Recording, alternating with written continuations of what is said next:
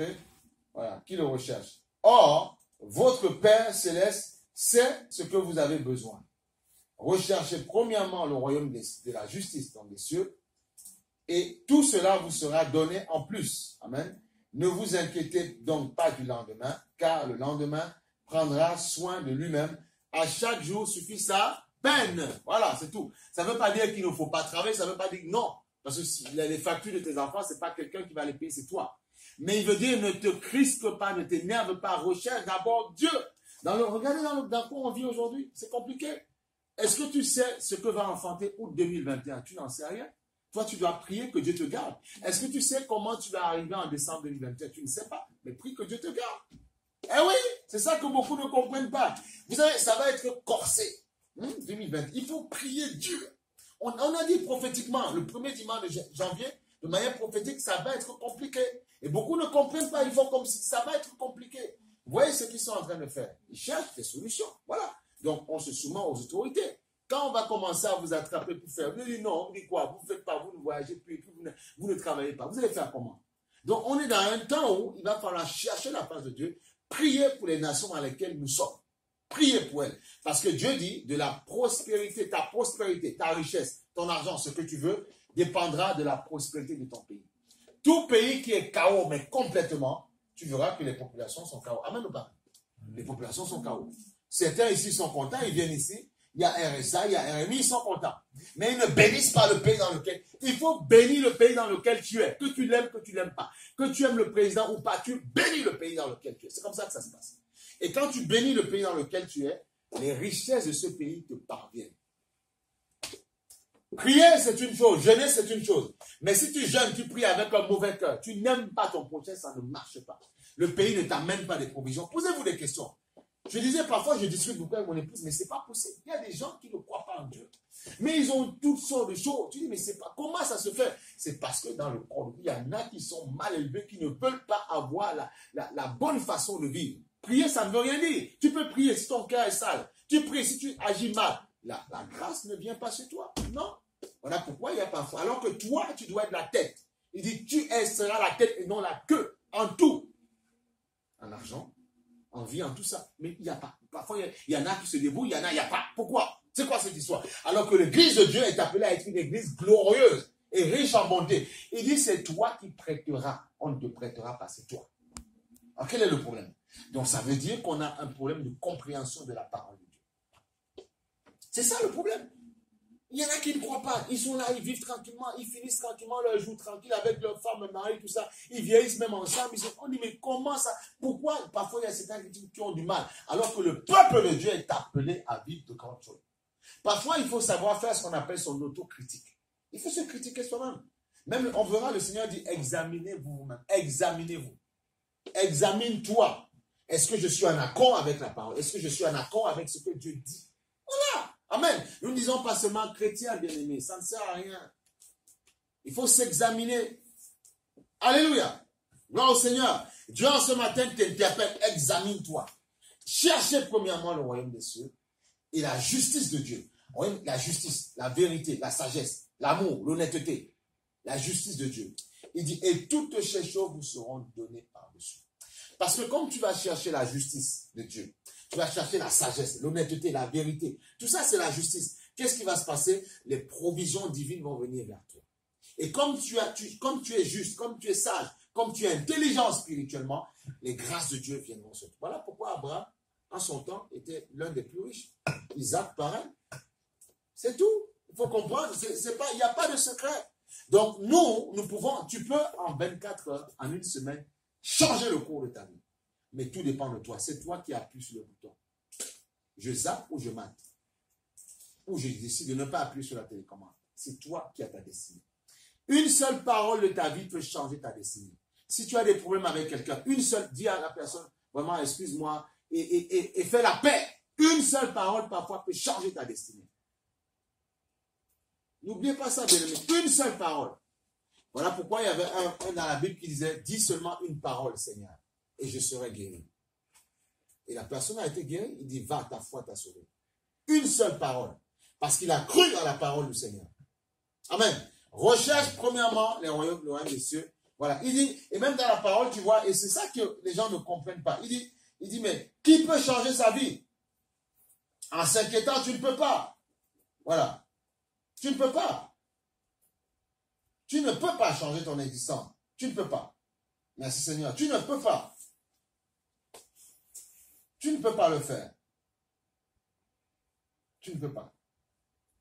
Et voilà pourquoi dans le chapitre 6, verset 19, un peu plus haut, il dit, ne vous amassez pas des trésors sur la terre où les mythes ou les rouilles détruisent, où les voleurs percent les murs pour voler. Alors quand il y en a, il dit ça, il dit non, ça veut dire qu'il ne faut rien avoir. On n'a pas dit qu'il ne faut rien avoir. Mais Dieu dit ne vous amassez. Il dit pour ce qu'il faut amasser, regarde ce qu'il te dit. Il te dit, mais amassez-vous des trésors dans le ciel où les mythes ou les rouilles ne détruisent pas et où les voleurs ne peuvent pas percer les murs ni voler.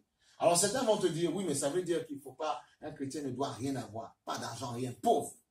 Poche trouée, costume troué, jogging déchiré, cheveux mal peignés. Voilà, là on dit, là tu es spirituel. C'est faux.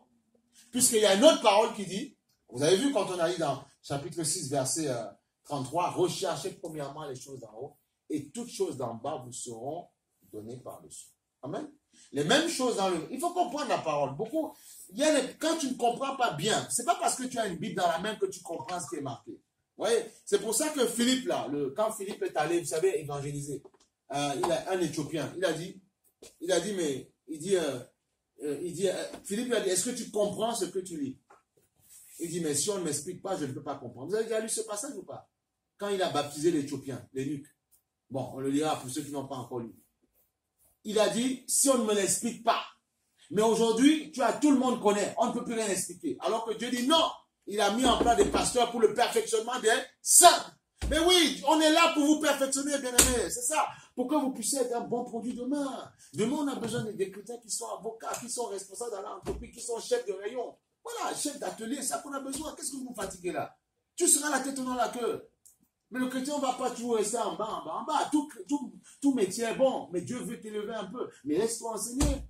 Parce que Dieu a des projets de bonheur. Tu penses que les projets de bonheur qu'il a dit, tu vas y arriver? Non, tu vas y arriver parce que la connaissance, parce que tu vas accepter qu'on t'enseigne. Tu refuses, rébellion, ça ne marche pas. Ce sont des projets de bonheur et non de malheur. Mais il va t'y amener. T'y amener par la connaissance. Et par la connaissance, il va te donner la stratégie pour te montrer comment on fait l'argent. Ben oui. C'est tout.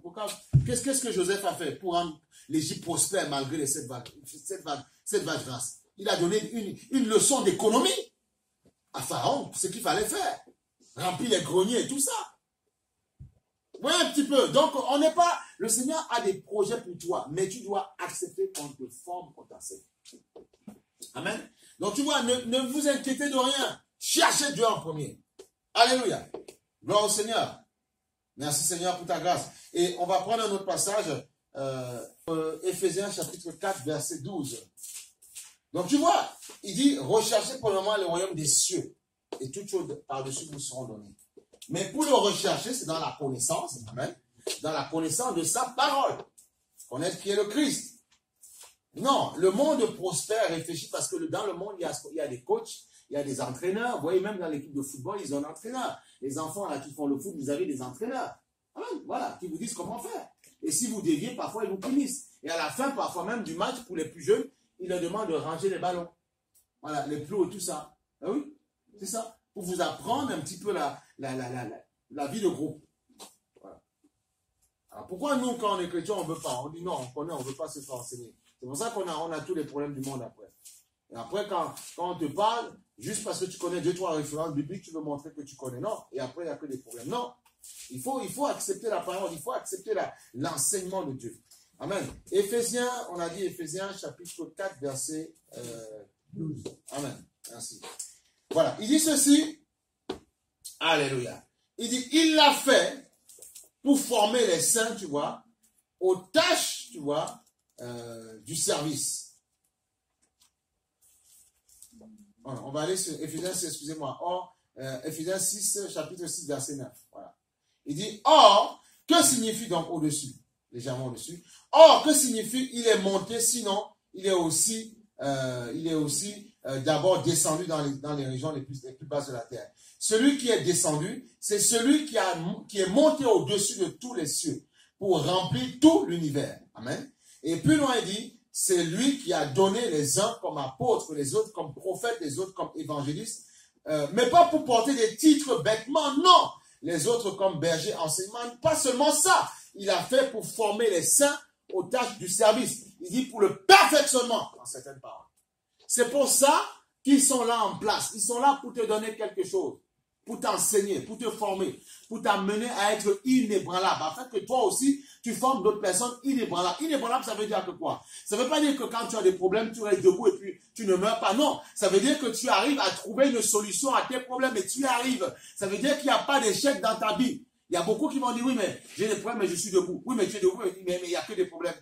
Et puis tu souffres. Comment on fait? Tu dois être inébranlable, mais tu dois trouver des solutions à tes problèmes.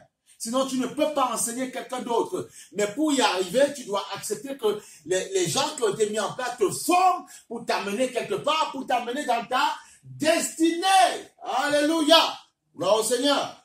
Amen. Mais oui, il faut dire amen. La parole est bonne. Mais oui. Il dit, tu vois, en vue de l'édification, tu vois, du corps de Christ.